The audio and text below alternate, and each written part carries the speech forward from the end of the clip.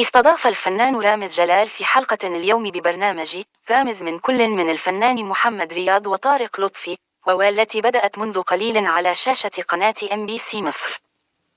وقع الفنان أحمد عيد والفنان محمد أنور ضحايا الفنان رامز جلال أمس في برنامج رامز جاب من الآخر، وعانى أحمد عيد من عدم الرؤية بشكل واضح أغلب المقلب بسبب وقوع نظارته النظري وهو لا يرى جيدا بدونها.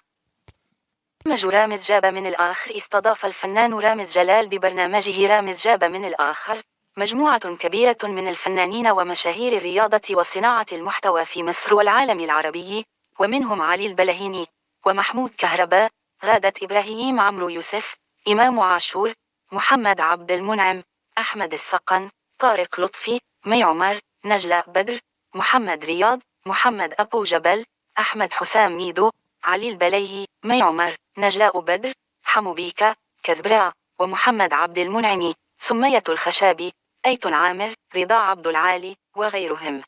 استضاف الفنان